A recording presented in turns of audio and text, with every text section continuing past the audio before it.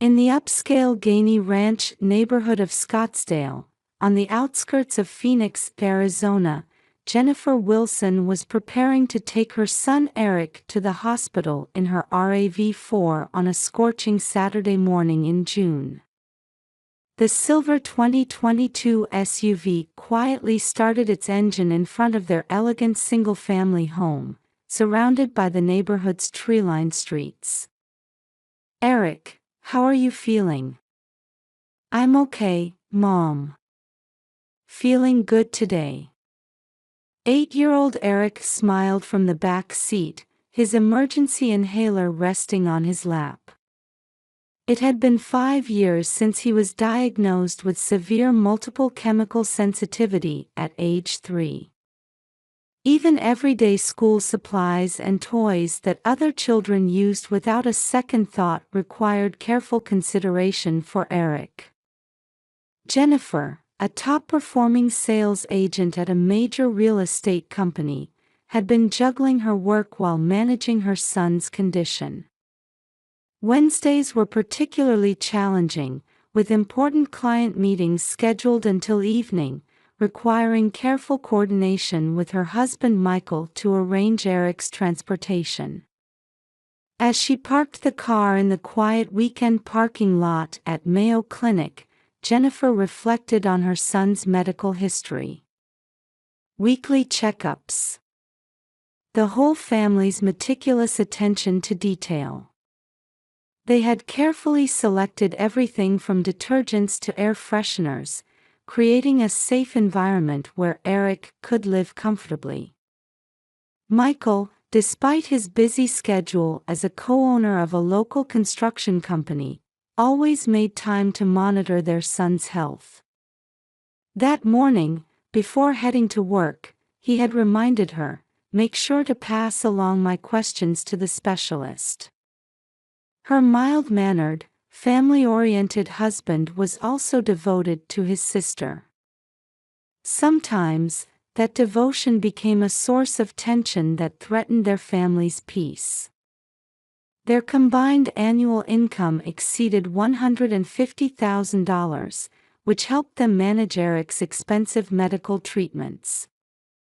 Their spacious Gainey Ranch home stood as a testament to their hard work.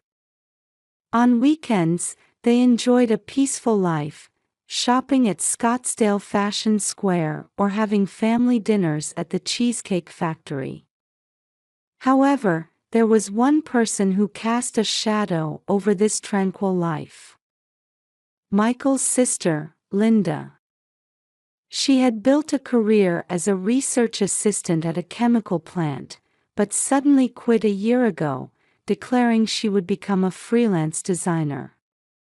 Her monthly income was only around $2,000. Despite this, she continued living in an expensive Phoenix apartment, regularly depending on her brother and sister-in-law to cover her living expenses. During last summer's family vacation to Sedona, Linda had borrowed Jennifer's spare car key, just in case, and never returned it. Despite several requests for its return, she always responded with a vague, "I'll look for it." Just last week, Linda had asked to borrow $4,500, claiming she was 3 months behind on rent. Jennifer had reached her limit with Linda's attitude. "Linda, you need to become independent. We're already struggling with Eric's medical expenses." When Jennifer firmly refused, Linda's expression instantly twisted.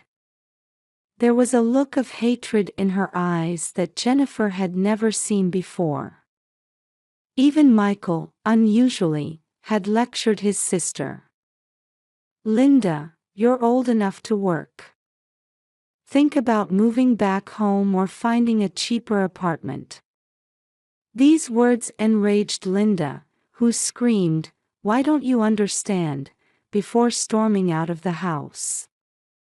As the front door slammed shut, Eric pressed himself against his mother's back, trembling slightly. Since then, The family atmosphere had changed completely. Eric began clinging to his mother, saying, "I'm scared of Aunt Linda," while Michael took his sister's side, creating a rift with his wife. Dinner conversations became sparse, and family outings decreased. Though everyone pretended not to notice, the family's balance had already begun to shift dramatically.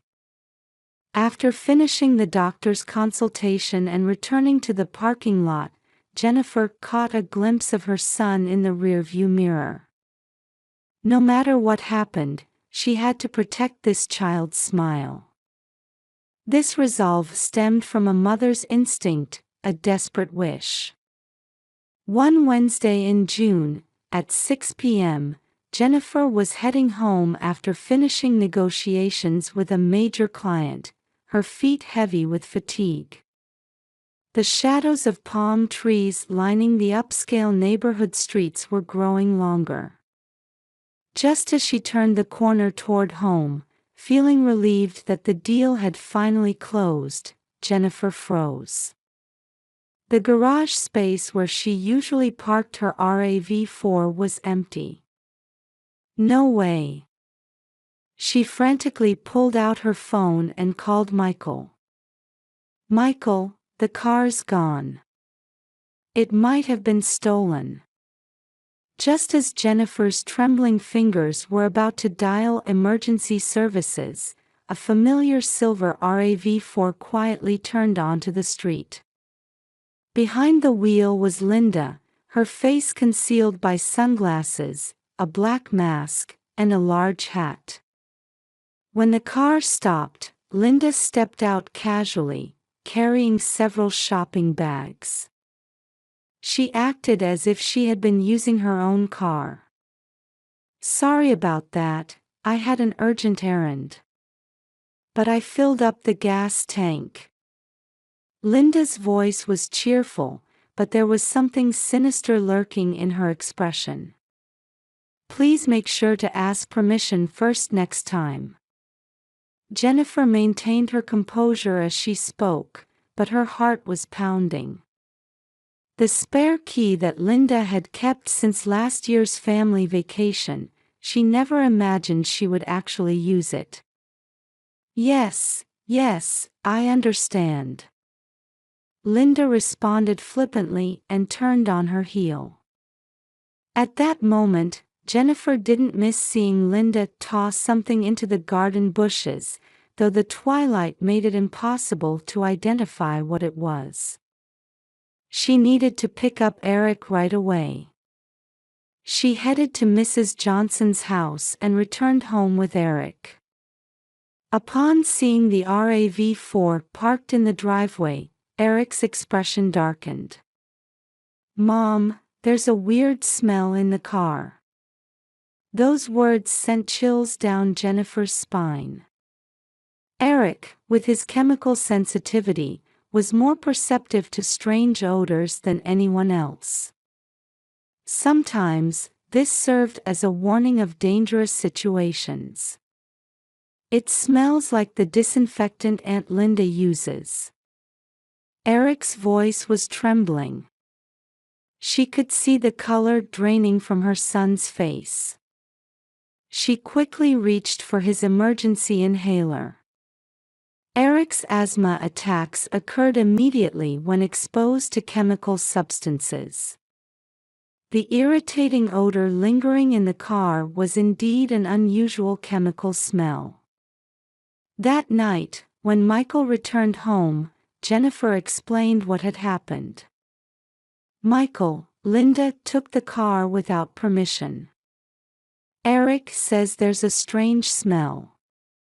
However, Michael's reaction was unexpected. "Are you suspecting Linda again?" "She's my sister."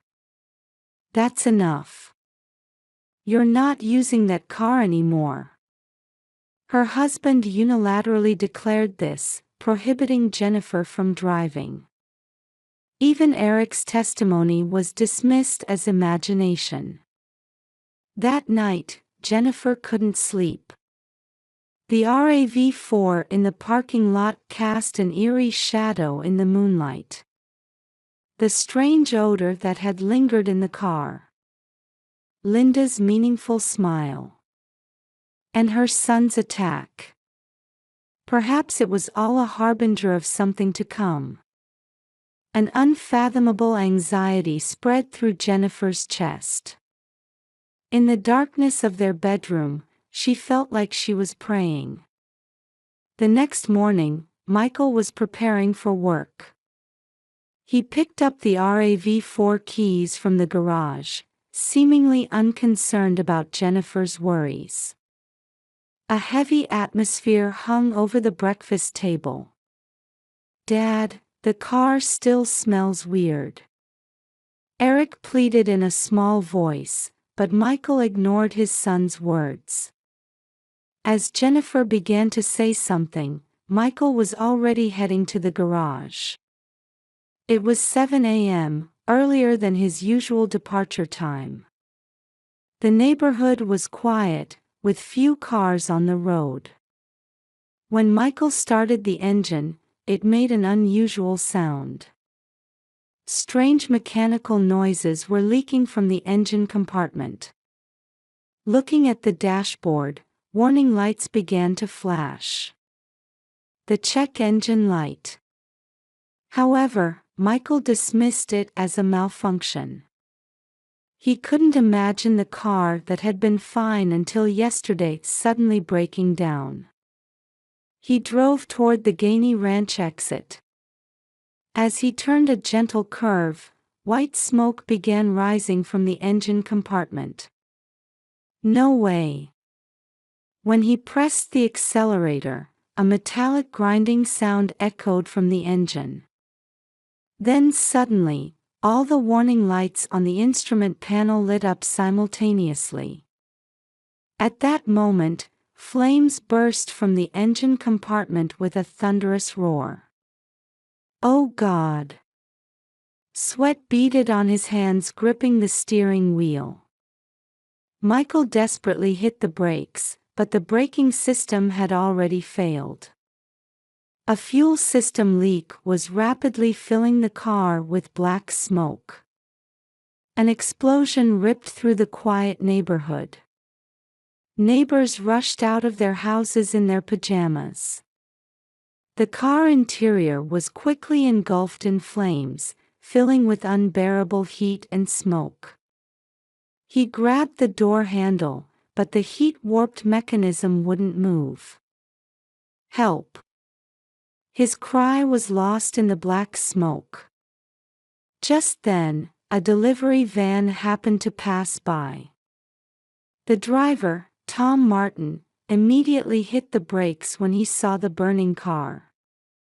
Without hesitation, he approached the blazing vehicle, fire extinguisher in hand. However, the flames had already grown too large to control. Tom grabbed tools from his van and forcefully broke the rear window. Through the billowing black smoke, he could see Michael, who was beginning to lose consciousness. "Hang on!" Tom thrust his upper body into the flame-filled car, trying to pull Michael out. That's when the second explosion occurred. The blast threw both men several meters. Michael's clothes continued to burn, and he had suffered severe burns across his body.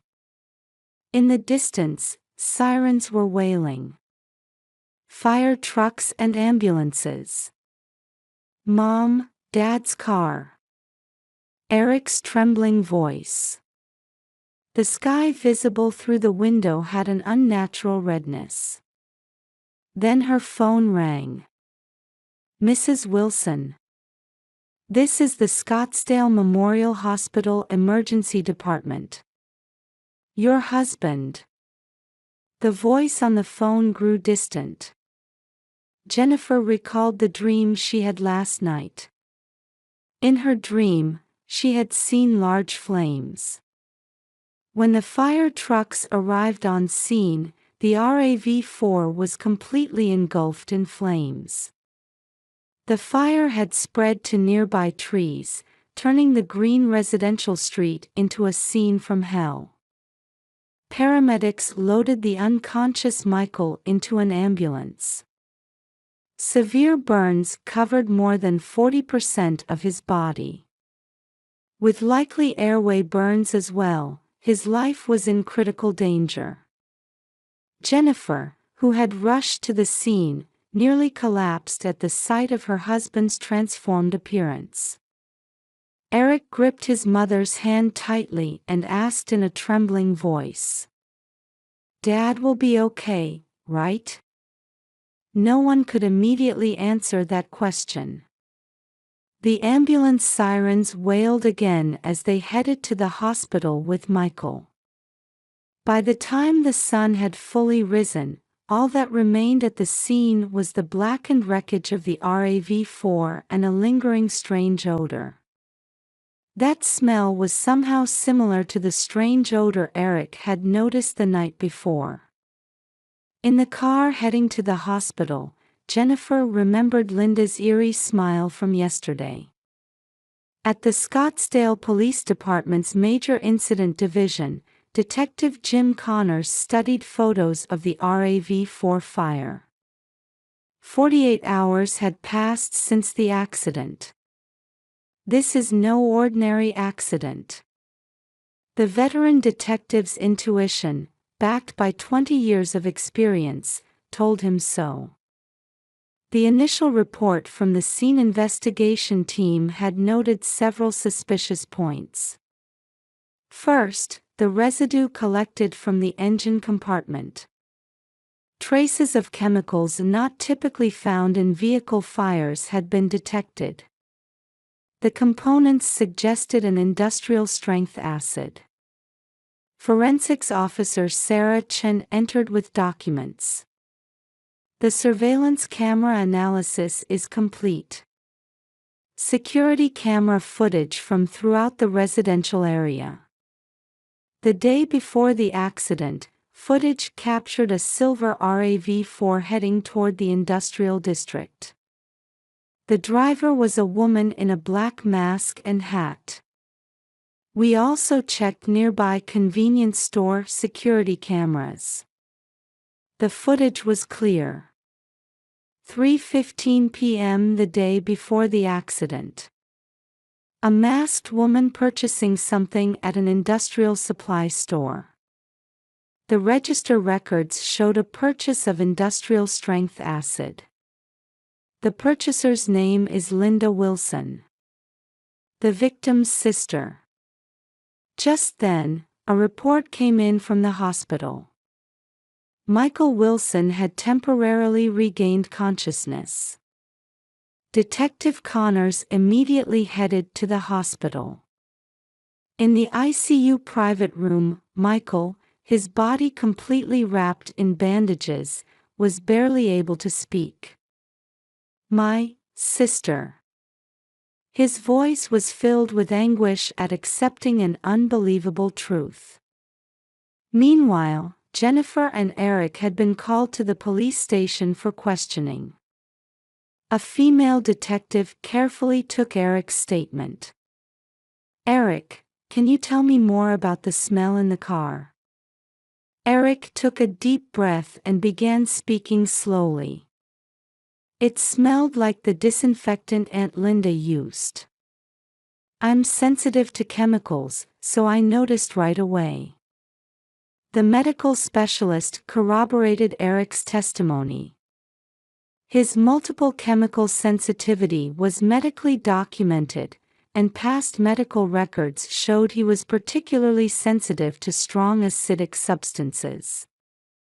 The investigation progressed rapidly. Security camera footage from the local industrial supply store. Linda's car's GPS records. And the decisive evidence found in bushes near the accident scene. An empty industrial acid container and used protective gloves. Fingerprints on the gloves matched Linda's.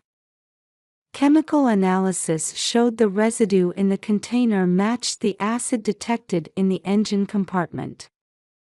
Confirm the suspect's whereabouts.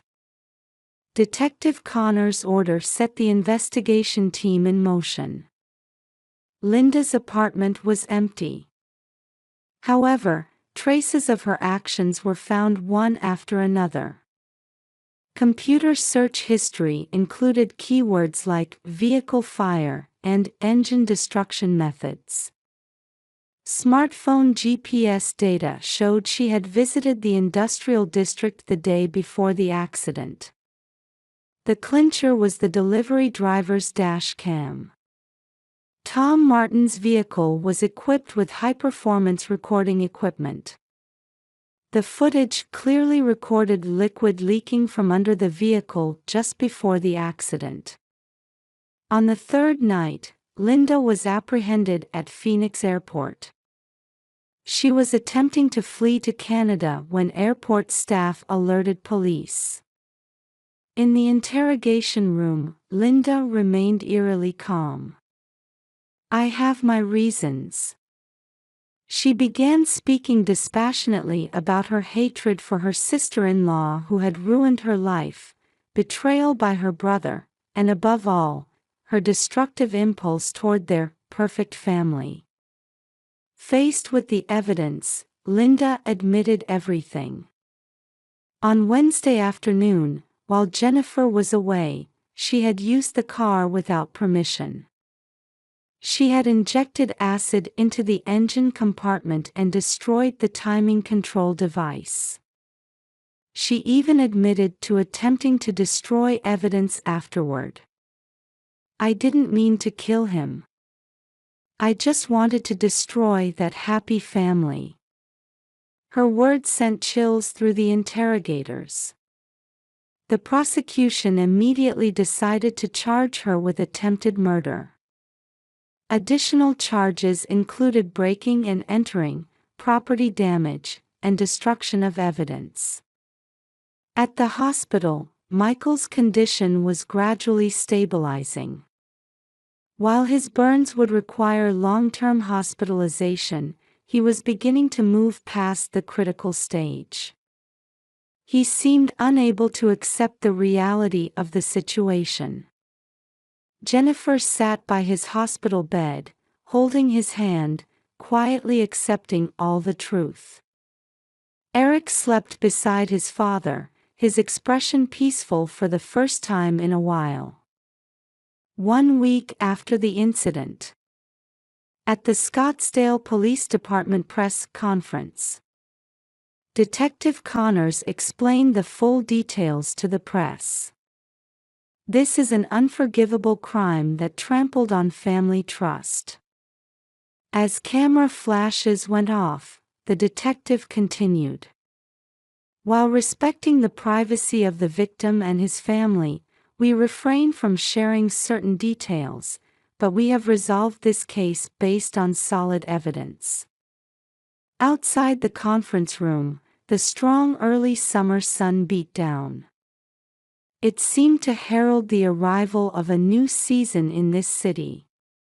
However, the impact of this incident would leave deep scars on those involved. Especially for the brother who had continued to believe in his sister, the wounds in his heart would take longer to heal than his burns. Now that the truth was revealed, all that remained was the unanswerable question of why. 3 months after the accident. After a long hospital stay, Michael was finally approaching his discharge date. "Are you sure it's okay to leave the hospital now?" Jennifer worriedly peered at her husband's face. His once handsome features were gone, and doctors had said the burn scars from his right cheek to neck would never fully heal. "I'm fine now." Michael's voice was a bit raspier than before. However, his eyes showed strong determination. After rigorous rehabilitation with physical therapists, he could already manage most basic daily activities. Dad, let's go to our new house soon. Eric stayed close to his father's wheelchair. After the accident, the Wilsons had decided to let go of their Gainey Ranch home, which held too many memories. They had purchased a new home in the more secluded Cave Creek area north of Scottsdale. The accident's impact on Eric's health had manifested in unexpected ways. He had actually improved. Having overcome such a nightmare experience, his mental strength had definitely increased. His asthma attacks were gradually becoming less frequent. The new house was specially designed with Eric's chemical sensitivity in mind.